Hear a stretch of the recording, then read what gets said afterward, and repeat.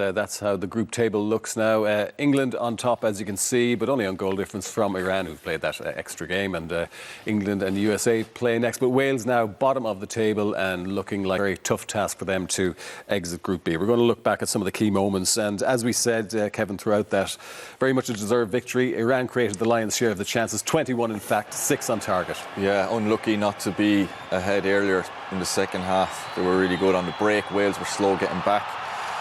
This is Azmoun, had the best of the chance in the first half. Unlucky off the post. They're still getting players forward. Watch Azmoun getting back into position here. It's Golazadea with the shot. Lovely curling effort. Azmoun's after getting back up off his bum. And again, unlucky. Probably could have done better. It comes back quick off the post after the second attempt. It's a lovely effort. And then when it comes back, he's not able to direct it into the net. And then, again, piling forward. Wales kept losing it like that. Time after time, Iran piled forward. We wondered whether they'd have the quality or not. This is Ezelatati, Wayne Hennessey with a fabulous save long before he gets sent off. Just gets fingertips on it. It was going to the bottom corner. Again, you think maybe it's not going to be Iran's evening. And then Tarabi, one of their star players today, really good. Didn't score. Scored against England the last game, but he was involved in anything good today in the first half. Set up a couple of good opportunities right at the end there. Set up the second goal as well. Unlucky not to score himself. As far as the Wales performance was concerned, Kenny, Bale and Ramsey in particular have been their go-to players in previous championships, but on this occasion they just didn't show up. No, it's almost unprecedented, but certainly for Gareth Bale, back-to-back games in a Welsh short and just literally doesn't impact the game. I've never seen it before. We picked him out the first game against the USA in terms of being totally out of sorts, and today was pretty much the same. A little bit sad, to be honest with you. You know the level he's been at, the great, fantastic player that he's been, but interesting talking to Kev. We talk about his age, we talk about the likes of Ronaldo and one or two others, the high 30s in terms of age. It's understandable. Still only 33 years of age, Gareth Bale, but you sense as if his body's got the body maybe of a 40-year-old. But it's just in terms of his football today, his decision-making, quality of his pass, and Aaron Ramsey was the same. Usually so tidy in these areas, Peter, in terms so precise and accurate with the pass. And they just couldn't get up the pitch, couldn't get any sustained pressure on the Iranian goal. They just weren't able to make 2 or 3, 4 consecutive passes. And that's why both of them are in the team.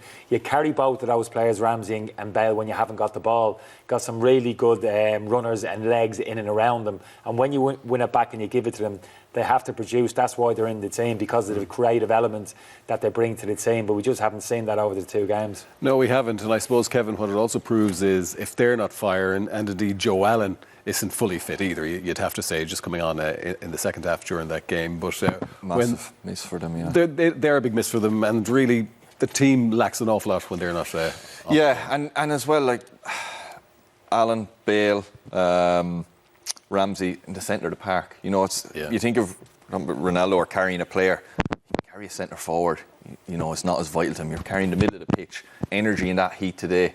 They were lost. They weren't at the race at all. They were giving it away all the time. They weren't being able to get on the ball. I think it was because physically they just weren't able to. They were bent. They looked wrecked. There was a few times in the second half when it was going yo-yoing up and down, and Bale had just given up. He just stood out in the wing and just hung up there and hoped the ball would come back his way. He wasn't able to, and that's why centre of the pitch is so important to have legs, and they didn't have that today. You hope then they can hold on to the ball and get a few passes together. They didn't have that side of the game either. You really feel sorry, Piers, the changing of the guard. I don't see those 3 players that you've mentioned there making it to another major championships, and that's ripping the heart out of the team. You'd be a little bit kind of pessimistic in terms of Wales' chances going forward and ability to qualify for the major tournaments without them. OK, we also wondered how the Iranian third-choice keeper would get on, because the second-choice keeper was concussed in the opening game against England, pretty badly concussed, and he did pretty well, Kevin, didn't he? Yeah, we're thinking there's going to be some high balls coming in here. It's a key for more in the first game, going in challenging the goalkeeper against the USA. And there was no bother to him today. It was Beran Anand who is their second choice. Their first choice is actually out, failed a drugs test. Beran Anand got knocked out, concussed, and he came in and he did a great job, Husseini. Just nothing spectacular. Saved what he had to save, but coming out like that, claiming high balls like that, clearing them, not dropping anything, looking cool, calm and collected. I suppose beforehand we were talking about that was a going to be maybe a weakness for Anne. It didn't turn out to be. OK, well, Wayne Hennessey today became only the third keeper ever to be sent off at a World Cup, but probably deserved for his Bruce Lee interpretation. Yeah, here. no, I've got to disagree with you there. I thought the referee got it right first time around. It was a yellow card. Just a yellow, for me. you think? Yeah, I thought so, because he's given the red card for the nature of the tackle. He hasn't given it because he's the last man. So Hennessey for me. Come on.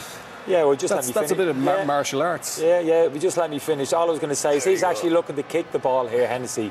He's not looking to tackle the Iranian centre forward. It's not a straight leg with stud Champe. He's trying to kick that ball, and he actually catches him with the outside of his thigh. And if you're going to give a red card, Peter, in that instance, you've got to be endangering the safety of the opponent. I don't think he was anywhere near close to endangering the safety. He took his head off. What do you think, Ken? Yeah, red card. I know Wayne well, lovely fella, wouldn't have meant it, but he wouldn't be the quickest off his line, and there he was about 3 yards too slow. The ball was, it wasn't, he just missed the ball by an inch or two, he missed it by about 3 yards, and like there, that picture. But was he in danger of really hurting the opponent there? Yes, he was. His foot and knee hit him. Was he out of control? I mean, he wasn't in control at that point, flying through the air and then. Well, you have to jump, when you're allowed to jump in the air, just because you're jumping in the air doesn't mean you're necessarily out of control and potentially endangering an opponent. He's made contact with the side of his leg with the body of the Iranian player, but I don't think that's in fairness for his age, when he got the side of his leg up to his own head height, so he's got good flexibility. So if you can get your leg up that high, that is to me doing some yoga, clearly. Well, whether we agree or disagree, it wasn't a turning point though, Peter, was it? Bale suggested after the game. I don't think it would have had any bearing on the game whatsoever. No. But as far as Hennessey was concerned, I'm afraid it was exit the dragon.